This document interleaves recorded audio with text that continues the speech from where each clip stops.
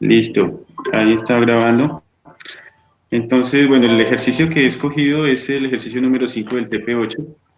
Nos habla de estimar el efecto de campo magnético terrestre sobre un haz de electrones en un tubo de rayos, en un tubo de imagen de televisor, que es comúnmente se conoce como tubo de rayos catódicos, que es el que tenía los televisores de nuestros papás, o inclusive de pronto yo también tuve la posibilidad de tener un televisor de esos cuando era chico.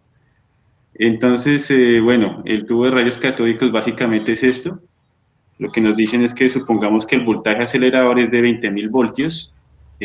Nos piden calcular la desviación aproximada de las de electrones en un recorrido de 0,4 metros desde el cañón electrónico a la pantalla, dado que está bajo la acción de un campo transversal, un campo magnético transversal de 0,5 por 10 a la menos 4 Tesla, o podría ser también 0,5 Gauss, que es las otras unidades de campo magnético.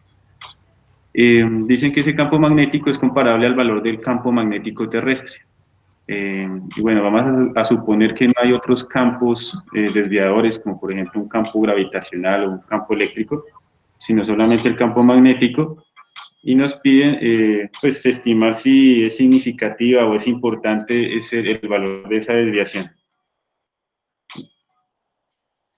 Bueno, el campo magnético, suponiendo que este dispositivo no lo tenemos ni en el polo sur magnético ni en el polo norte magnético, la dirección de las líneas de campo magnético serían transversales en este sentido. Entonces lo que nos interesa saber es hacia dónde se desvía ese haz de electrones cuando está en presencia de ese campo magnético. Entonces, bueno, para ello lo que vamos a hacer es tomar estos dos vectores. Uno, el azul, es el de campo magnético y el otro es el vector de velocidad hacia donde se fluye ese haz de electrones.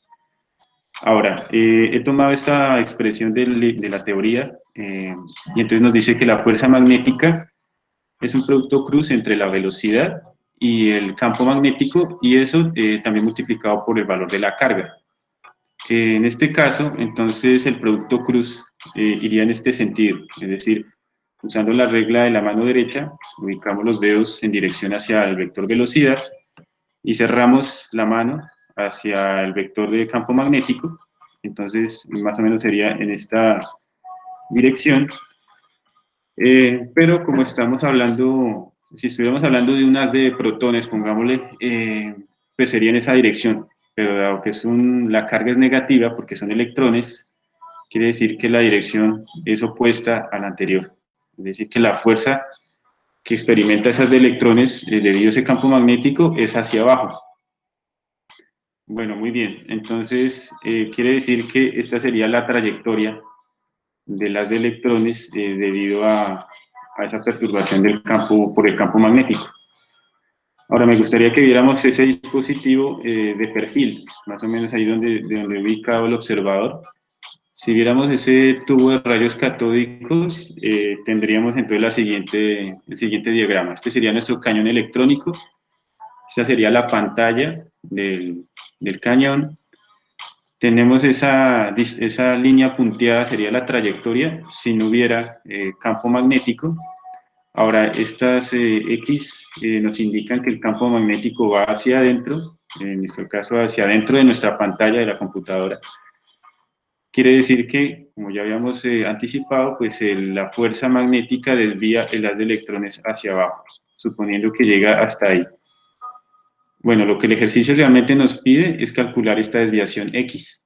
Y bueno, para calcular esa desviación X, sabemos que una partícula que se mueve en un campo magnético describe una trayectoria circular. Entonces vamos aquí a proyectar esa trayectoria circular, la cual tiene un radio R, y ese radio R se puede pues, proyectar a ese punto de intersección entre la pantalla y la trayectoria, o también se puede proyectar en este costado. Entonces lo que nos interesaría saber es si podemos calcular el radio de la trayectoria. Para eso entonces he tomado esta fórmula también de la teoría que nos habla del radio de una órbita circular en un campo magnético. El radio está en términos de la masa de la partícula que se mueva, su velocidad, el valor de su carga y el campo magnético en el cual está.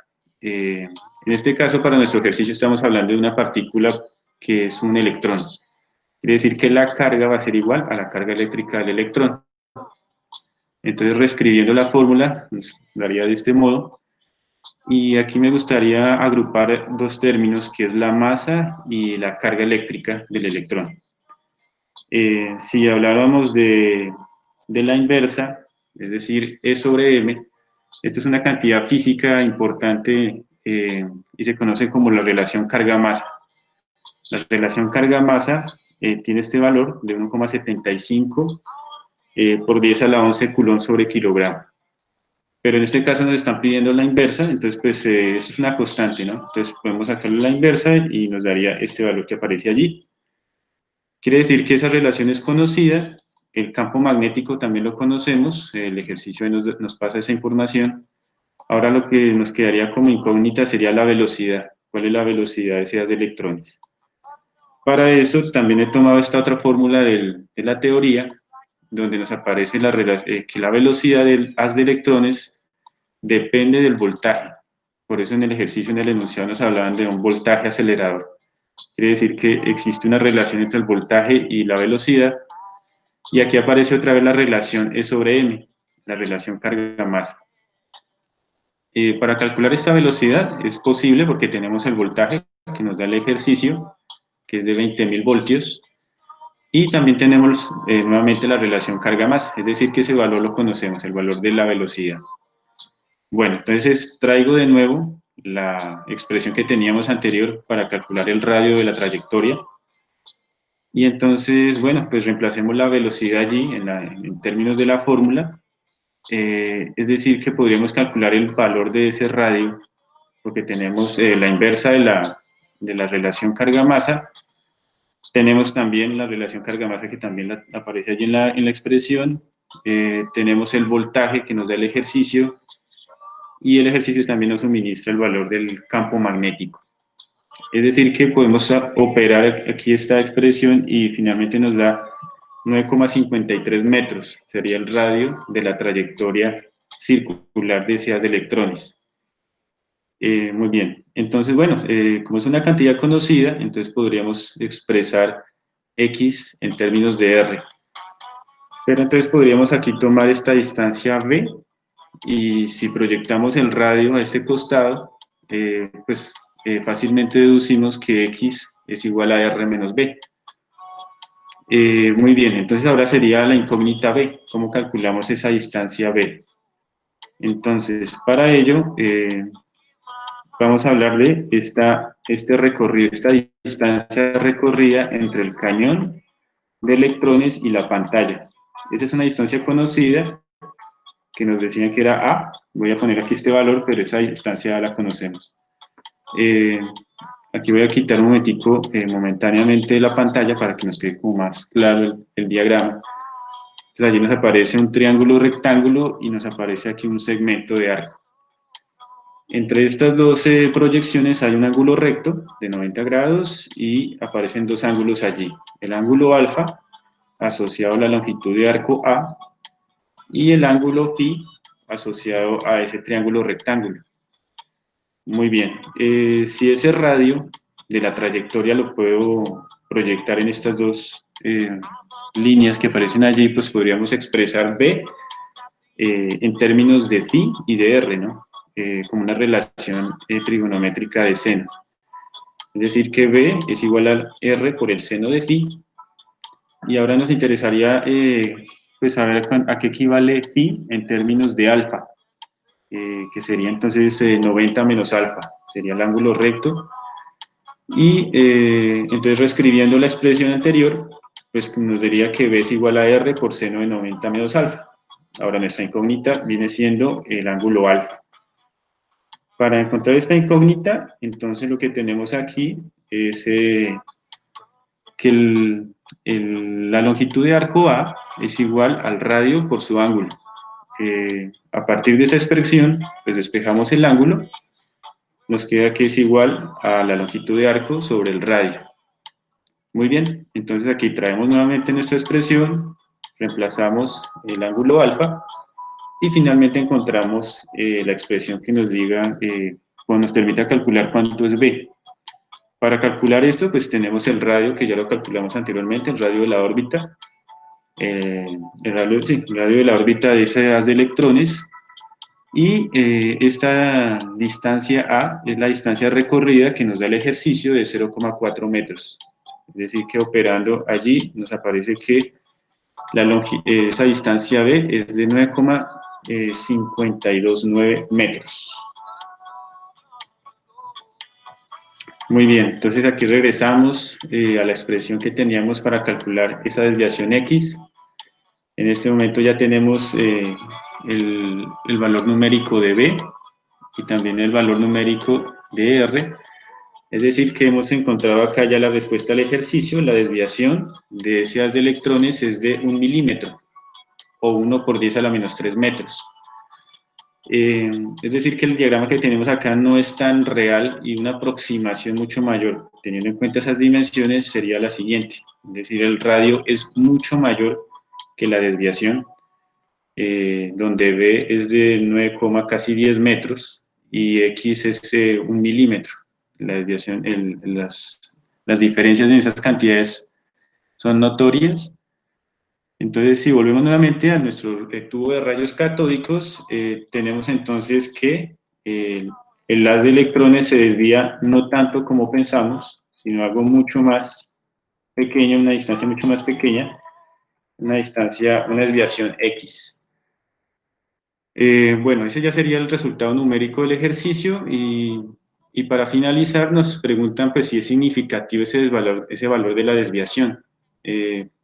Ahora, a niveles macroscópicos, pues una desviación de 1 milímetro puede parecer poco, pero a nivel subatómico, una desviación de 1 milímetro, vamos a ver qué tanto es.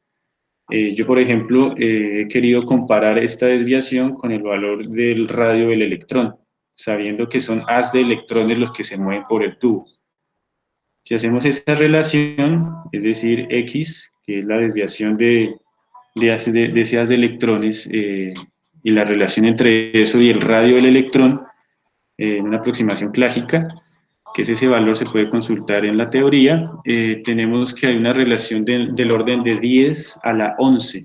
Esto es adimensional, pero quiere decir que las distancias son muy grandes, del orden de 10 a la 11, quiere decir que el haz de electrones se tiene que desplazar mucho, mucho, mucho, mucho para poder llegar hasta ese costado de la pantalla.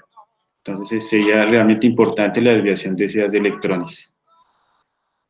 Listo. Bueno, este sería ya la solución del ejercicio. No sé si tengas alguna consulta, alguna duda.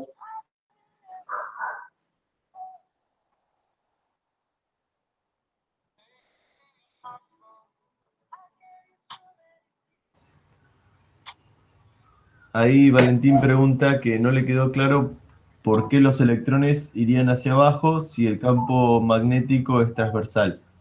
Es magnético el campo, Valentín, no eléctrico. Eso, por ahí está el problema. Ah, ok.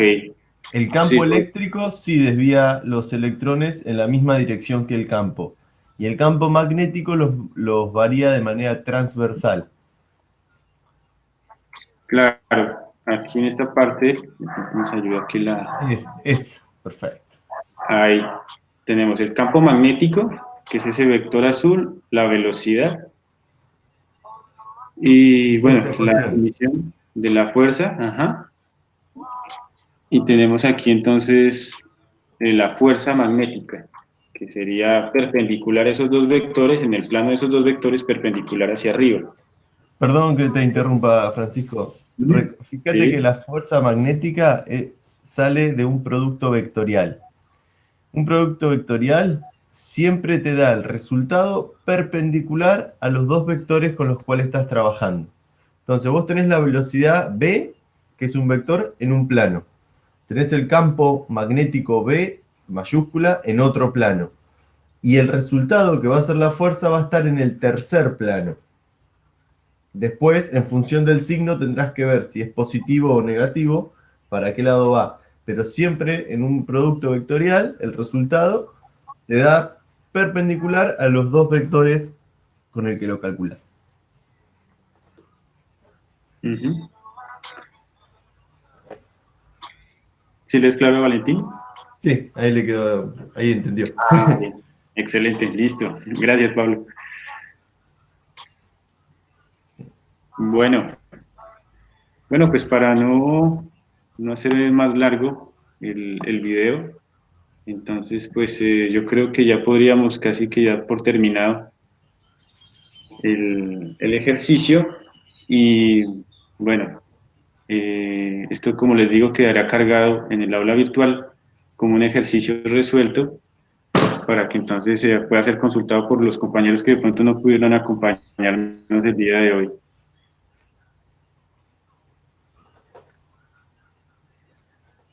Buenísimo. Bueno, muchas gracias por participar. Nos vemos la próxima.